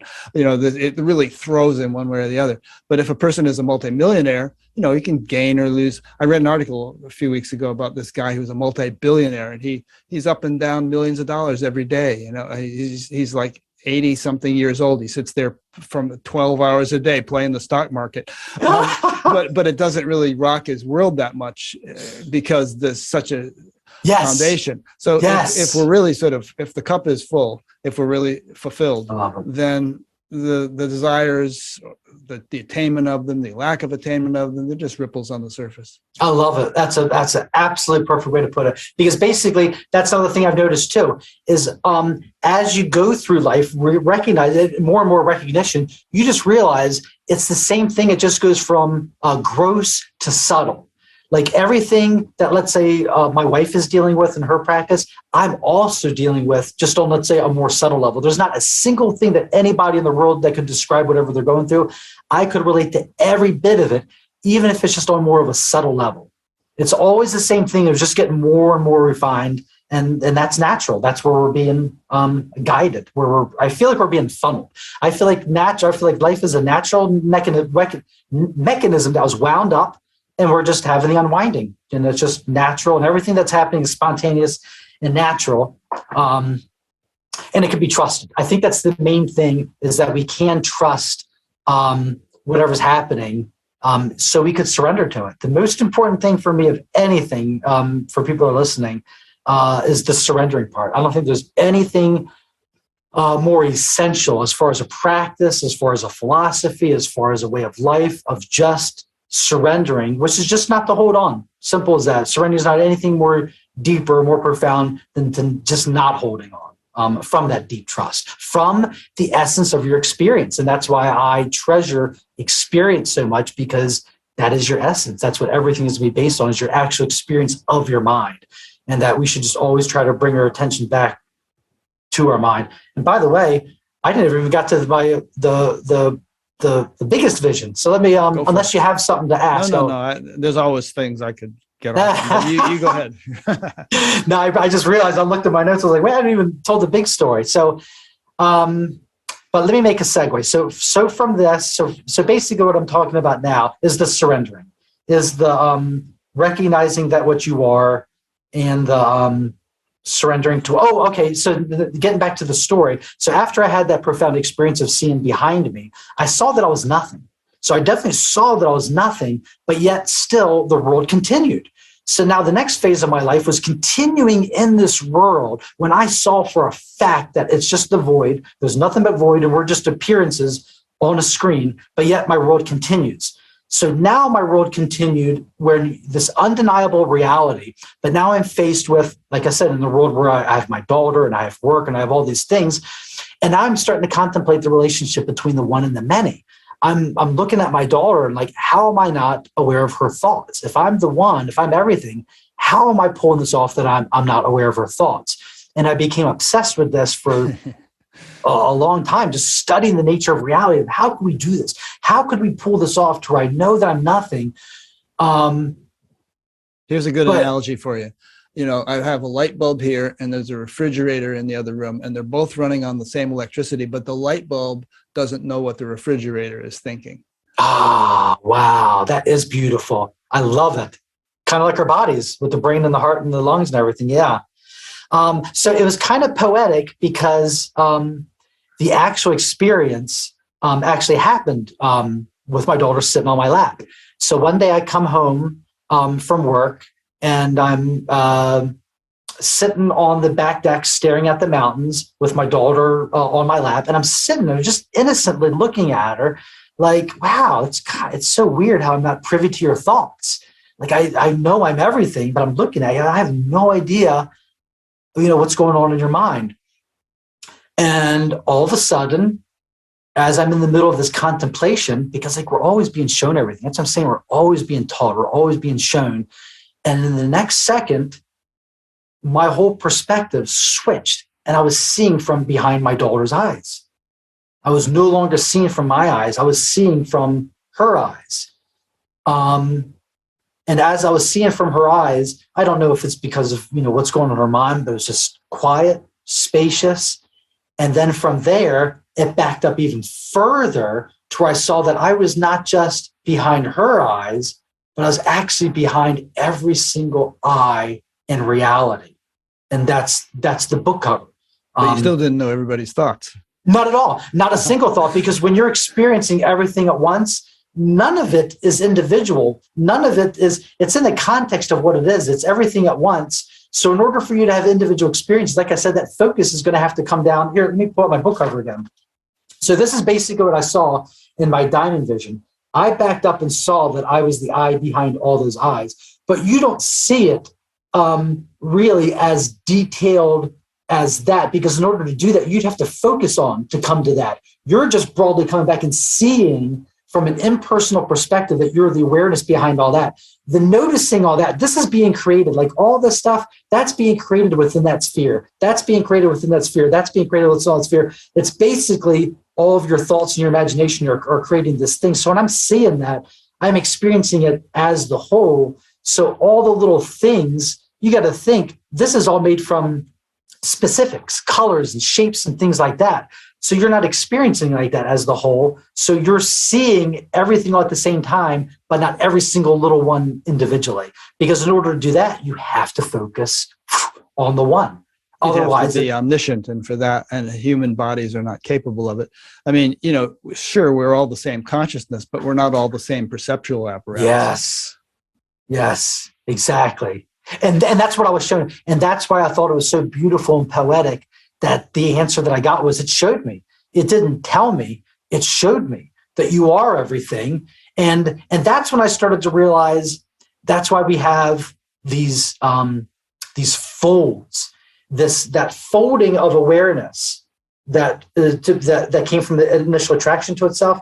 That's what actually causes the black hole of our world, to make us think that we have separation. So all the separation that we feel is Well, that's what they mean by illusory. It's an appearance. And the way I'll explain that is actually with the last fourth, the final vision that I had. The final vision that I had was I was actually at my computer and I was talking to somebody on the computer and they asked me a question about enlightenment, about awakening. And for whatever reason, I guess just to better position myself to contemplate, I sat up and I contemplated what they thought of enlightenment, like the word enlightenment, like what even they mean by that. I was trying to just, go into the space of what I know what they mean by enlightenment. And when I did that, the whole world disappeared. Everything was gone, pure voidness again. And then I saw everything form slowly. So from the black voidness is just a subtle movement of the blackness. Just a subtle movement, just blackness, and then maybe subtly a blackness upon blackness, just a contrast of blackness upon blackness, and then more contrast of blackness upon blackness and these contrasts of blackness of shaping this. It's basically activity. Basically what I was experiencing was the void is not just nothing, it's active, it's percolating, it's alive, it's raging, it's but with potential. I guess that's the best way to say it is the emptiness that everyone's referring to is its potential. It's not just a dead, vacant nothing. It's an actual potentia of the subtitle of the book, I call it a raging nothing. It's a raging nothing, raging with potential, just ready to burst upon our scene, which is this. Okay.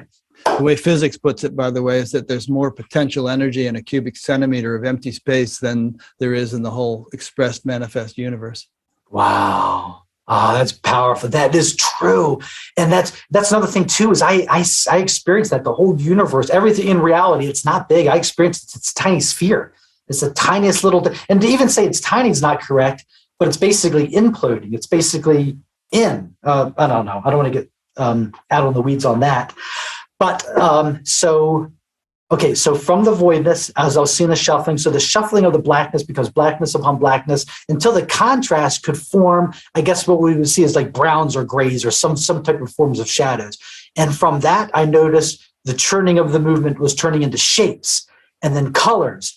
And then all of a sudden, the shapes and colors started to take on objects, but the objects didn't take any meaning yet. They were just objects, like you could just know they're objects.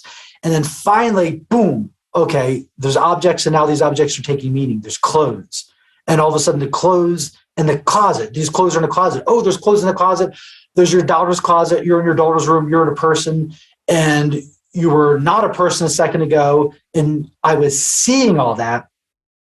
And what I saw, the vision that I saw was that all we are is like, the way I saw it was like an aware string. Like all of awareness is like, let's say, an aware string, and it becomes attracted to itself and it forms a loop.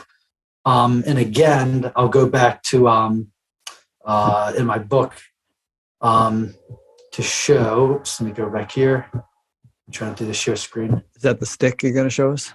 Nope. I'll just put it right here. All right. So what I just saw was that all we are is awareness. And that awareness is an aware string. But the nature, so that's the basis of what it is. It's an aware string. But the path, what it does, it invaginates due to the power of attraction to itself. And then when that shape bends over enough, it's going to take over a complete black hole. And so basically awareness, so just imagine now taking one piece of string and it forms one loop. That's Rick. Then that same string forms another loop. That's me. Another loop, that's Ramana Maharshi. So there's just infinite loops. And all death is that loop coming undone. Boom. Now you're right back to the flat screen that you were. Yeah. Here's a cool quote that I wanted to bring up. This is from chapter 9 of the Bhagavad Gita. Krishna speaking. Krishna, supposedly God incarnate. He says, curving back within myself, I create again and again. This is all literal. That's the whole thing that blows my mind. All these things are literal. This is not symbolic. All these things are literally happening. The bending back, the appearances, the dreaming. This is all literal. And by the way, Rick, that's kind of like the most important thing I want to share that I've been wanting to share with everybody for this last couple months is how real this is. And what I mean by that, the reason I want to say that is because And we talked about this before the broadcast, so I'll just repeat it again. After my experience in 2002, I never read any books afterwards. I never watched any spiritual videos. And even before 2002, I was not a very well-read person. I only read a very few books, very specific Dzogchen and Zen books. But afterwards, okay, then when I put all the books down, I have 20 years of experiences. Then, as I said to you, I don't know if I said it all for on air, so I'll say it again. Just this last year, my wife took a really keen interest in the Dzogchen teachings. And so because of that, I started to relive them again. I started to, go back and want to share her stuff. So I'm reading stuff. And now, for the first time in 20 years, I'm reading the Dzogchen books constantly. I'm listening to them 24 hours a day. I'm reading them. And what I'm realizing is there's something really real about it. I don't know what came first, but it's almost as if like they implanted. Chicken came first, and then there was an egg. You solved it. Thank you, Rick. All right. I hope we got that. I hope someone heard that. But I felt like just that seed, like the seed that I got from Buddhism, just the basic essence of it. Like I said, I was not well read. I didn't know nothing about it. I could the pages of Dzogchen and Buddhism that I read would be counted in the hundreds. You know what I mean? It's very little, but the seed was so potent that 20 years later, when I come back and start reading it, it's making me feel like I was plagiarizing them. Like, oh my God, all these experiences that I thought I was having by myself and I'm writing about them, they were all there in these teachings. And you can even say, well, you read the teachings. So even subconsciously, even though you didn't know you read it, it's there. And I think that's true. I think that these teachings, all the teachings, by the way, it doesn't have to be Dzogchen, it could be Advaita, it could be any non-dual teaching. The essence teachings, the heart teachings are so real. They're so real. There's something beyond time that have been here. That the main thing that I want to share with people is that this is real. Everything that people are talking about with Buddhism and Advaita, this is a real thing. It's actually happening now. You practice these things. There's a lineage behind it. There's a history of it. Basically, the way I look at it is these people, we've all been, let's call it reincarnation for the lack of a better word. We've been repeating this. We've been spinning our wheels, being reborn in this virtual reality dream over and over and over again. The way I look at the Buddhist or the Hindus is some group of people, they decided to start mapping it out and start to create lineages so they could pass it down. So they say, okay, we remember being here. Let's start writing this down so we have this thread. So in the next lives, we have this people that we have this living Dharma, this living teachings of this collective knowledge to where we're aware of ourselves before death and after death, and we're bridging it together. And I think it's real. And like I said, the reason I keep going back to saying it's real is because I read very, very little, and I live my life.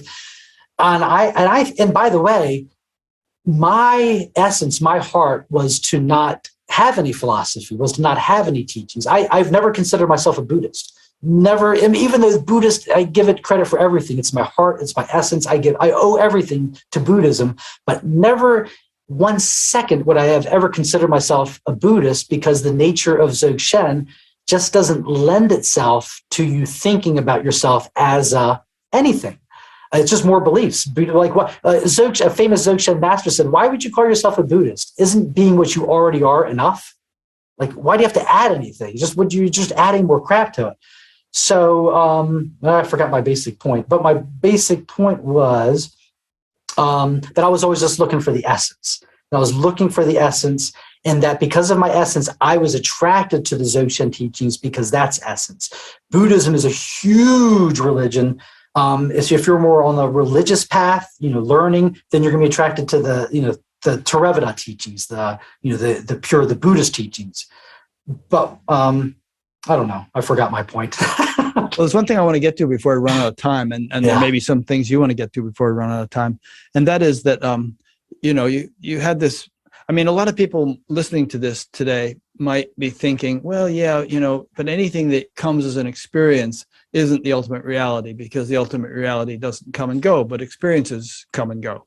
And so we can have profound experiences, but that's not awakening, because awakening is that which never started and will never end. Ramana and Papaji and people like that have spoken this way. But it does seem that, 20 years ago or so, you had this big breakthrough that caused an abiding stage or shift, which didn't come and go. And yet, and you called that enlightenment. And of I course, did. Yeah, I would not now. Not Now that I'm studying the Buddhist teachings, I would not, because before I looked at enlightenment as a general word that any of us could use. You could be enlightened to the pizza shop. I was enlightened to who I really was, my true nature.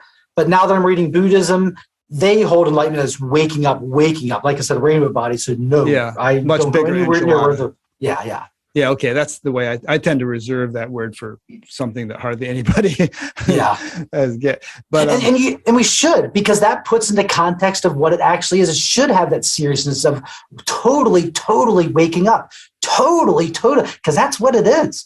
Yeah. Totally waking up. And by the way, like I said, that's not what I'm interested in, because when I look up at totally waking up, what I'm actually describing is the rainbow body. Like if we really want to describe the difference between lucid dreaming, which is what I would say I'm experiencing. I know this is a dream, but yet the dream's persisting. The rainbow body, we have a historical document of people that they know it's dreaming so much, poof, they pop out of the dream.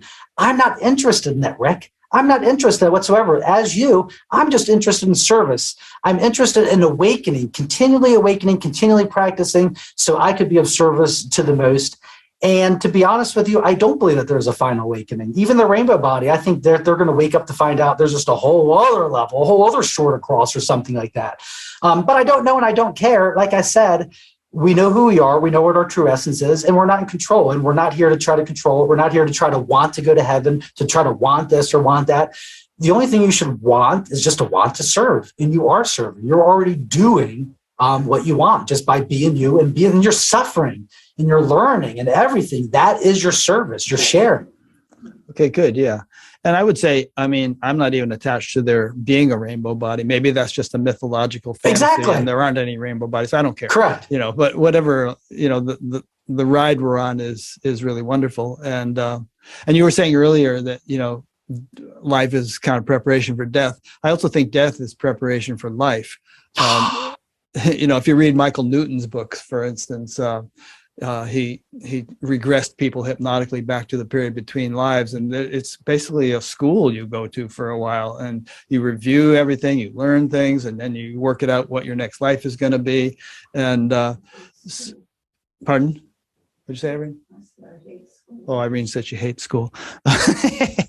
But anyway, so this other point I wanted to get to, and you kind of just answered it, because, you were saying in your book, well, I was enlightened, but then, my wife threatened to leave me and I got depressed and I started drinking and I gained 100 pounds. And I thought, wait a minute, that couldn't have been enlightenment, because could a person who was really enlightened, as I would want to use the word, undergo all that sort of turmoil? But you kind of just resolved the whole issue. But maybe there's something you'd like to comment upon about how you had this profound awakening, but then the shit hit the fan for a while, and you had to learn through that to get to a more mature stage.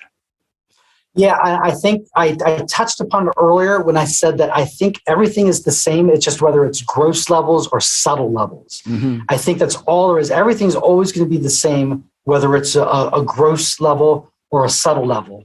And so what I experienced, what I described in book 2, that came years after the awakening experience that I had, where I gave up on everything and I was no longer practicing and I was no longer doing anything. I think that is a result of the bodhisattva vow that brings us back. I think that all of life is an expansion and a contraction, and the contraction is just to collect more stuff and to bring it up. Yeah. That's like the true bodhisattva vow, like a heartbeat. It swoops up, but then it comes back down for one last collection to bring up more. So I think that's a natural process that basically we're constant. Okay, this is the way the Buddha described it. The Buddha said there's only bliss and purification. So basically, whenever you're going through something, as I described in the second book, which could be a whole other talk, it was intense madness and suffering, just the worst thing. But what I knew was that I was just the space for it. This was not to be denied. This was here. It was natural. It was real. It was here to be experienced. That was ever here to be experienced. It's not just the good stuff. What was here to be experienced was my weight, my heaviness, my experiences, all my thoughts, all my madness, my resistance to the world. that is what I had to sit with. And specifically, it was the heaviest thing in the world because, as you mentioned, it was my wife leaving me. It was my daughter. It was literally the most painful thing in the world, and I could not turn away from it. I had no ability to turn away from it. I lost the muscle to turn away from stuff, to reject it. I had to be there. And that's what the Buddha refers to as the purification. So that horrible, horrible thing that I could write about, and I tried to capture it in this horrible thing because it was the most bleakest thing, but that is the purification. You don't turn away from it. You don't turn away from the black hole. You don't turn away from the blackness. You are the space for all of that. And if you're not going to be the healing space for all of that, then what is? Yeah, that's great. I really like that. And I really get what you're saying. So there are these cycles, and very often a profound awakening precedes a huge purging or processing of gunk, that was cleverly hidden, that we can no longer hide. And that has to be processed in order for our evolution to continue.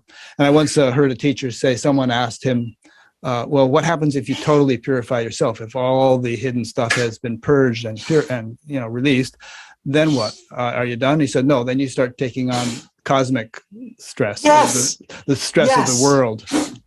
Yeah, exactly. That's exactly because you are the world. There's nothing. And that's what I'm saying. These just go from gross to subtle forms. Now in my practice is I'm only looking out for my defilements, for my problems, for my attachments, for my things. I'm only looking for that. Why? Because that's where the freedom is, the recognition in this. If I recognize any type of attachment or thing like that, that is to me is a liberation. Because you're recognizing it's liberated upon your recognition. So for me, the highest state is not the absence of bad or the presence of good. It is that recognition when you're recognizing your own ignorance, your own defilement, that moment, that slight moment of a subtle aha, like there I am. That recognition is spontaneously freeing in the moment just by the recognizing of it. No judgment of it because there's no thought that it shouldn't be this way because it's all natural. This contraction, attraction is natural. So there's not this sense of, oh, I should be doing that or I should be doing that. I recognized it's doing that. Thank you. And the recognition is freeing. And you're just so grateful for the recognition of it because the recognition is showing you what it is right there. There is no sense of, oh, that's right, I shouldn't be doing that. Everything is being freed in every moment that we're experiencing. Even your thoughts are just awareness being freed. As I said before, it's the unbounded expression of the infinite through all these things. And now here we are on the other side, trying to make them go away and get back to that great space. Now we're trying to get back to the great space that we actually are. Yeah. So you still have a job, right? Are you still a sleep researcher? Yep, I still work at a sleep lab, which is perfect. Yeah. I work at a you have to stay up all night while people sleep? I do. And that's the universe has set me up in a strange life because I've been living my life on the opposite of everybody else. Like I work at nights and I only work 3 days a week, so I have really long weekends. But when I'm working, when I get out of work, like I would do my grocery shopping, so the stores are empty, the roads are empty. So I'm sleeping. So my whole life's kind of been like that, where I'm walking into stores and they're empty and everything's always been quiet. My life has been a very quiet life. I get to work by myself. So I think that my reality was just set up in such a way that it's conducive to this. Uh-huh. And then you sleep in the daytime, presumably, as much as you need to. Yeah. Okay. So, and then are you doing anything that people watching this could plug into? I mean, webinars or chat groups? I was, and maybe I say no, but I say yes. Lately, as I said, I've been more interested in just being a student. I'm really, really, really, really into learning. So yes, I do have a website. It's called This Aware Space. And actually it's called This Aware Space. And on that, you could find my books and videos and everything. But if anybody wants a free book, you could also email me and I'll send you a PDF. So no, I don't have the YouTube channel. If you're interested in seeing anything or learning more, just look up Mark Levitt on YouTube or go to my website, which is This Aware Space. I did have a coaching thing that I had up there, but I stopped. It was just too overwhelming. I didn't realize how much of a need there, and I have a full-time job. But the way I put it was, it's a case-by-case basis. I just realized something that I just realized. I'm only interested in really talking to people that are truly interested in the waking up aspect of all this. The people that truly are reared in and on what is this, what am I, and I want to wake up, rather than the just to not want to suffer, because all of us don't want to suffer. Nobody wants to suffer, but really, my thing is, I find that the only way you can truly deal with suffering is by understanding. So I can't part myself from understanding is everything. The view is understanding. Everything is understanding. Understanding is all the pain, all the suffering, everything that we're experiencing. Understanding, I do believe, is the root of everything. And so because of that, I really only want to talk to people that also share that awakening or I don't know, getting to the root bottom. Seeing the truth for what it is and not just getting pleasure is more important. Seeing the truth for whatever it is more important than just ending your suffering. I guess that's what I'm talking about. Okay, good. Yeah, so I'll have a page up on Batgap. I'll link to your website and your YouTube channel and your books if they're on Amazon or anything. And people can keep an eye on what you're doing. And, either you're talking to people, you're not talking to people, whatever. It might change over the years. But and to answer your question, yes. So I was doing videos, podcast, I guess. And I'm getting a lot of inspiration. So I do imagine myself doing that. Yes, I do. Good. Did you get any more pugs? No, those pugs, as you read my book, that was such a horrible, gut-wrenching, painful experience that both of me and my wife were not going to have dogs, period, for at least a couple of years. Because we would do everything for the pugs. We would travel with them. We wouldn't want to go without them. So we're going to use the next few years to be able to travel and to feel untethered. But yeah, I definitely feel like in my future, the pugs will be back. Some other pugs. Good. Maybe the same pugs reincarnated. Yes. Pugged them. Yeah, I know. On the one hand, it is hard to travel and all if you have pets. I mean, it really ties you down. But if that's not an issue, then I've talked to people my wife ran the dog adoption program at the local animal shelter here for about 8 years. And, sometimes a pet will die and they'll say, I'm never going to have another dog because I don't want to go through the heartbreak and all that. But it's like, hey, there's so many dogs in shelters and dogs are being euthanized, and just get another dog already. They don't live as long as you do. But I'm glad you said that, because that is what we do. We would just rescue the elderly dogs. Yeah. And then when we do, that's exactly when we do get dogs. That's actually was the last two we got was the rescue dog. But that is exactly when we do that. And that's going to take care of both things, because it'll be an elderly dog. We're still doing the interview here. I mean. So it's not like a 10-year commitment. So I agree. I do agree with that. And to rescue the ones that are like elderly and the ones that don't have a home that are most, and the most rewarding too, by the way, are those rescue ones. Yeah. Yeah. Okay, good. Well, speaking of dogs, we're going to take them for a walk now while it's so nice out. Well, thank you, Rick. Hey, I got to say, I'm not used to doing these talks, so I really appreciate it. This has been incredible. So I really appreciate the opportunity. And I'd like to speak to you again, sometime too. So thank you for everything. I really appreciate it. Yeah, we'll be in touch, and I'll send you some book recommendations and things that I thought of when we were talking. Absolutely. Thank you. All right. Thank you, everybody. And thanks again, Rick. Yeah. And thanks to those who've been listening or watching.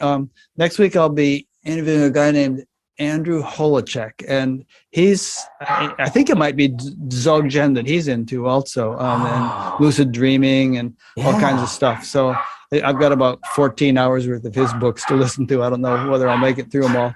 You can hear the dogs are getting excited about our impending walk. So, we'll end it. But thanks, and I really enjoyed getting to know you. Thank you, Rick. I really appreciate it. All righty. We'll talk to you later.